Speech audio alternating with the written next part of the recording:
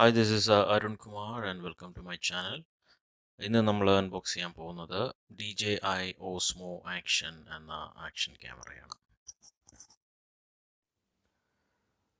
2019 മെയ്യിലാണ് Osmo action ആദ്യമായിട്ട് മാർക്കറ്റിൽ വരുന്നത്. അതിനു മുന്നേ വരെ ഗോപ്രോ ആയിരുന്നു മാർക്കറ്റ് ലീഡർ. ഇപ്പോൾ ഗോപ്രോയ്ക്ക് ഒരു കോമ്പറ്റീറ്റർ എന്നുള്ള നിലയ്ക്കാണ് ഓസ്മോ ആക്ഷൻ വന്നിരിക്കുന്നത്. ഓസ്മോ ആക്ഷൻ്റെ ഏറ്റവും വലിയ പ്രത്യേകത അല്ലെങ്കിൽ ഏറ്റവും വലിയ അഡ്വാൻറ്റേജ് എന്ന് പറയുന്നത് അതിൻ്റെ ഫ്രണ്ട് സ്ക്രീനാണ്. 2 ഇഞ്ച് സ്ക്രീനാണ്. ഗോപ്രോയിൽ അങ്ങനെ ഒരു ഫെസിലിറ്റി ഇല്ല. വ്ളോഗേഴ്സിന് ഏറ്റവും ഉപകാരപ്രദമായിട്ടുള്ള ഒരു ഫീച്ചറാണ് ഈ ഫ്രണ്ട് സ്ക്രീൻ എന്ന് പറയുന്നത്. അതുപോലെ തന്നെ ഇതിൻ്റെ മറ്റുള്ള ഫീച്ചേഴ്സ് നോക്കുകയാണെങ്കിൽ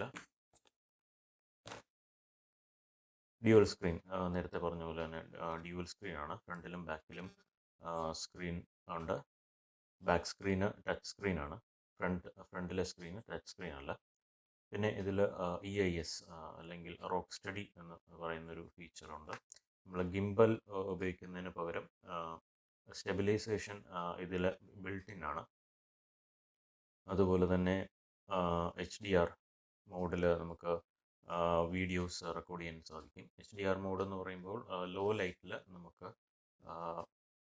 നല്ല റെസൊല്യൂഷനിലും നല്ല ക്ലാരിറ്റിയിലും വീഡിയോസ് റെക്കോർഡ് ചെയ്യാൻ സാധിക്കുന്നു. പിന്നെ ഇത് വാട്ടർ പ്രൂഫാണ്. ഇനി നമുക്ക് ഇതിനകത്തുള്ള എന്തൊക്കെയാണ് ഇതിനകത്ത് വരുന്നത്, ക്യാമറ അല്ലാതെ ഇതിനകത്ത് എന്തൊക്കെയാണ് ആക്സസറീസ് വരുന്നത് എന്ന് നോക്കാം. സോ ഇതാണ് ഓസ്മോ ആക്ഷൻ ക്യാമറ. ഇത് വരുന്നത് ഒരു പ്രൊട്ടക്റ്റീവ് കേസിങ്ങിലാണ്. ഈ കാണുന്നതാണ് ഈ പ്രൊട്ടക്റ്റീവ് കേസിങ്. പ്രൊട്ടക്റ്റീവ് കേസിങ്ങിൽ ഒരു കണക്ടറും കൂടെ ഉണ്ട്. നമുക്ക് ട്രൈപോഡിലോ വേറെ എന്തെങ്കിലും മൗണ്ടിലോ കണക്ട് ചെയ്യണമെങ്കിൽ ഈ ഒരു സ്ക്രൂ മൗണ്ട് ഉപയോഗിക്കാവുന്നതാണ്. ഇത് റിമൂവബിൾ ആണ്. ഇത് ഇളക്കിയെടുക്കാൻ പറ്റുന്ന ടൈപ്പാണ്.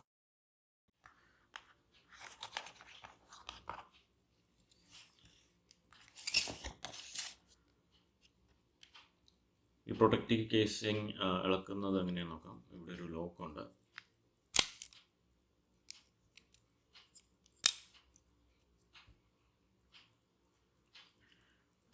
ഇത് ഇളക്കിയാൽ ഉടനെ രണ്ട് കൈ കൊണ്ടും രണ്ട് വിരൽ കൊണ്ട് ഇത് പ്രസ് ചെയ്യാം.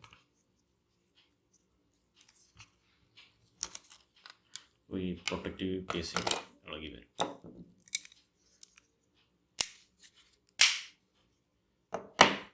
സോ ഇതാണ് പ്രൊട്ടക്റ്റീവ് കേസിങ് ഇല്ലാതെ ഇത്രയേ ഉള്ളൂ ക്യാമറ.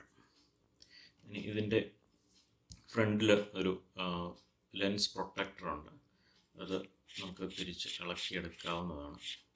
ഇവിടെ വേണമെങ്കിൽ അഡീഷണൽ ഫിൽറ്റർ വയ്ക്കണമെങ്കിൽ ഇവിടെ ഫിൽറ്റർ മേടിച്ചിട്ട് ഇവിടെ കണക്ട് ചെയ്യാവുന്നതാണ്. ഇവിടെ ഒരു ക്വിക്ക് സെലക്ട് ബട്ടൺ ഉണ്ട്. അത് video, time lapse, slow motion, photo ഇതൊക്കെ സെലക്ട് ചെയ്യാൻ വേണ്ടിയിട്ടുള്ളതാണ്. ബാക്കിലാണ് എൻ്റെ ബാറ്ററി വരുന്നത്. ഇവിടെ ഒരു ലോക്കുണ്ട്. അത് ഇളക്കിയാൽ SD കാർഡ് ഇടാനുള്ള സ്ലോട്ടാണ്. ഇത് ചാർജിങ് സ്ലോട്ടാണ്. ഇത് C ടൈപ്പ് കേബിളാണ് ഇവിടെ യൂസ് ചെയ്യേണ്ടത്. കേബിളും ഇതിൻ്റെ കൂടെ തന്നെ വരുന്നുണ്ട്.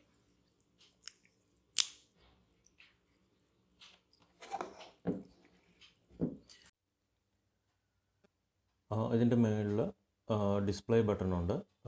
അത് തന്നെയാണ് അതിൻ്റെ പവർ ബട്ടണും. ഈ കാണുന്നതാണ് റെക്കോർഡ് ബട്ടൺ. റെക്കോർഡ് ബട്ടൺ ഉപയോഗിച്ച് വീഡിയോ റെക്കോർഡിങ്ങിനും സ്റ്റോപ്പ് ചെയ്യുന്നതിനും ഫോട്ടോ എടുക്കുന്നതിനും ഉപയോഗിക്കാം. ഈ കാണുന്നതാണ് എൻ്റെ മൈക്ക്. ഇവിടെ ഈ ഒരു ബട്ടൺ പ്രസ് ചെയ്ത് നമുക്ക് ഇത് ഓൺ ചെയ്യാം. ഡിസ്പ്ലേ ഓഫ് ചെയ്യണമെങ്കിൽ ഇതിലൊന്ന് പ്രസ് ചെയ്താൽ മതി. ഷട്ട് ഡൗൺ ചെയ്യണമെങ്കിൽ ലോങ് പ്രസ് ചെയ്യുമ്പോൾ ഷട്ട് ഡൗൺ ആവും.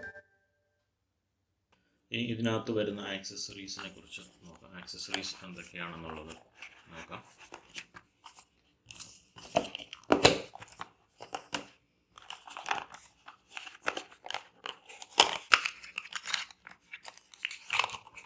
ഒരുപാട് ആക്സസറീസ് ഒന്നുമില്ല, ബേസിക് ആയിട്ടുള്ള ആക്സസറീസ് മാത്രമേ വരുന്നുള്ളൂ.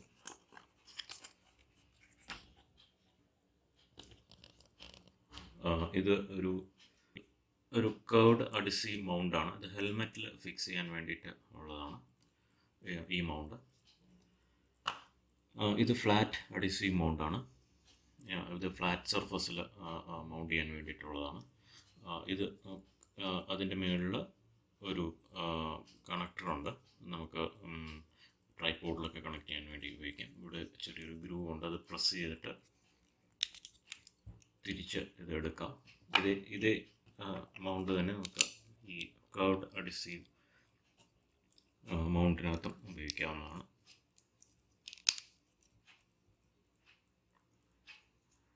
അതിൻ്റെ കൂടെ തന്നെ ഒരു ലോക്കിംഗ് സ്ക്രൂവും കൂടെ വരുന്നുണ്ട്. ഇങ്ങനെ നമുക്ക് ലോക്ക് ചെയ്യാവുന്നതാണ്. ക്യാമറ ഉപയോഗിച്ച് എങ്ങനെ ലോക്ക് ചെയ്യാമെന്ന് നോക്കാം.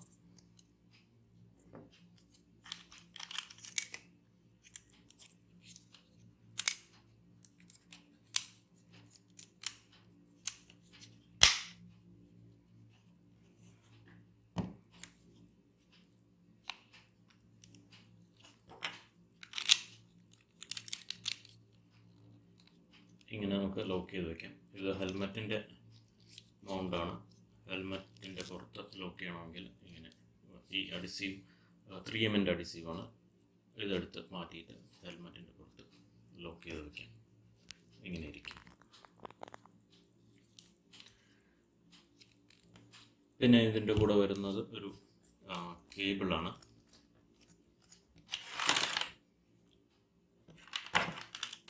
സി ടൈപ്പിൻ്റെ കേബിളാണ് ഇതിൻ്റെ കൂടെ വരുന്നത്. USB ചാർജിങ്ങിനും കമ്പ്യൂട്ടറിൽ കണക്ട് ചെയ്ത് വീഡിയോസ് ലാപ്ടോപ്പിലേക്ക് മാറ്റുന്നതിനും ഈ കേബിൾ യൂസ് ചെയ്യാവുന്നതാണ്. ഇനി നമുക്ക് ഇത് ഓൺ ചെയ്ത് നോക്കാം. ഇതാണ് ഓൺ ബട്ടൺ. ഇത് പ്രസ് ചെയ്യാം.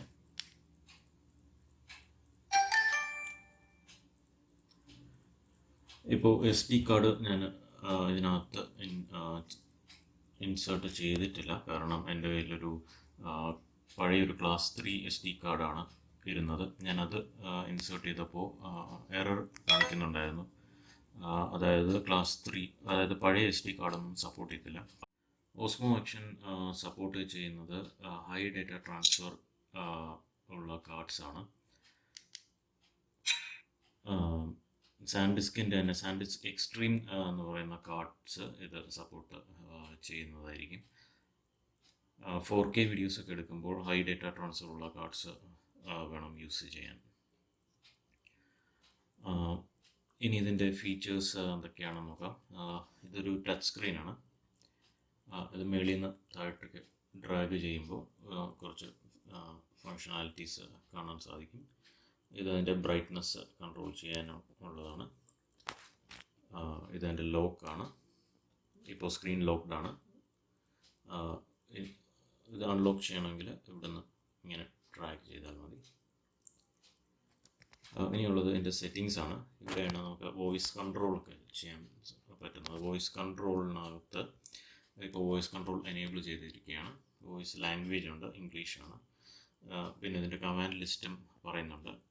ഇതിനകത്ത് ഈ കമാൻഡ്സൊക്കെ ഉപയോഗിച്ച് നമുക്ക് ഫോട്ടോയും വീഡിയോസൊക്കെ എടുക്കാൻ സാധിക്കും. ഇതിൻ്റെ സ്ക്രീൻ സ്വിച്ച് ചെയ്യാൻ വേണ്ടിയിട്ട് സ്ക്രീൻ സ്വിച്ച് എന്ന് പറയുമ്പോൾ ഇത് സ്ക്രീൻ സ്വിച്ച് ആവും. സ്റ്റാർട്ട് റെക്കോർഡിംഗ് എന്ന് പറയുമ്പോൾ അതിൻ്റെ റെക്കോർഡിംഗ് സ്റ്റാർട്ടാവും. സ്റ്റോപ്പ് റെക്കോർഡിംഗ് എന്ന് പറയുമ്പോൾ അത് റെക്കോർഡിംഗ് സ്റ്റോപ്പാവും. ഫോട്ടോ എടുക്കണമെങ്കിൽ ടേക്ക് ഫോട്ടോ എന്ന് പറഞ്ഞാൽ മതി.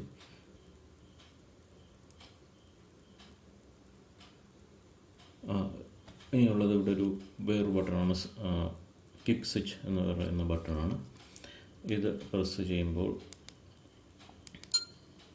വീഡിയോ ഓപ്ഷൻ നമുക്ക് സെലക്ട് ചെയ്യാൻ സാധിക്കും. HDR, slow motion, time lapse, പിന്നെ ഫോട്ടോ, ഇത്രയും കാര്യങ്ങൾ ഇതിനകത്ത് ചെയ്യാം. വീഡിയോ റെസൊല്യൂഷൻ സെലക്ട് ചെയ്യുന്ന താഴെ നിന്ന് മുകളിലേക്ക് ഡ്രാഗ് ചെയ്താൽ മതി. റെസൊല്യൂഷൻ 4K, 2.7K, 108p അതായത് ഫുൾ HD, 720p അതായത് HD, ഇത്രയും മോഡ്സ് ഉണ്ട്. എല്ലാ മോഡിലും EIS വർക്ക് ചെയ്യത്തില്ല. EIS എന്ന് പറയുന്നത് ഇലക്ട്രോണിക് ഇമേജ് സ്റ്റെബിലൈസേഷൻ ആണ്. ചില മോഡ്സിൽ മാത്രമേ EIS വർക്ക് ചെയ്യത്തുള്ളൂ. ഏതായാലും 4K 60 ഫ്രെയിംസ് പെർ സെക്കൻഡിൽ EIS വർക്ക് ചെയ്യുന്നുണ്ട്.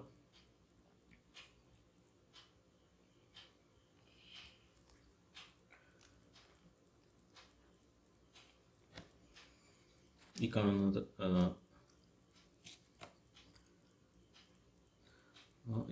ഇതിൻ്റെ auto mode and manual മോഡാണ്.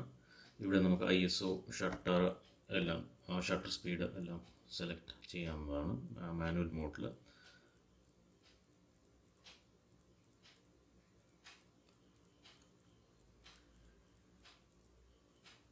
Video white ബാലൻസും കളറും എല്ലാം ഇവിടെ സെലക്ട് ചെയ്യാവുന്നതാണ്. ഫോർമാറ്റ് നമുക്ക് സെലക്ട് ചെയ്യാം. MOV ആണെങ്കിലോ MP4 ആണെങ്കിലോ ഏത് ഫോർമാറ്റിൽ വേണമെന്ന് നോക്കി നമുക്ക് സെലക്ട് ചെയ്യാവുന്നതാണ്. ഓസ്മോ ആക്ഷൻ്റെ പ്രൈസ് എന്ന് പറയുന്നത് MRP എന്ന് പറയുന്നത് 33,000 അടുപ്പിച്ച് വരും. ആമസോണിലത് 26,000 ആണ് അതിൻ്റെ പ്രൈസ്. ഞാനിത് വാങ്ങിയത് ഇൻഡിപെൻഡൻസ് ഡേ സെലിബ്രേഷൻ്റെ ഭാഗമായിട്ടുള്ള ഇൻഡിപെൻഡൻസ് ഡേ സെയിലിനാണ്. SBI ബാങ്കിൻ്റെ 1,500 ഓഫറും കൂടെ ഉണ്ടായിരുന്നു. അപ്പോൾ ഞാനിത് വാങ്ങിയത് ഏകദേശം 24,999 rupees-നാണ്. Thanks for watching, and if you like my video, please like, share and subscribe. Bye bye.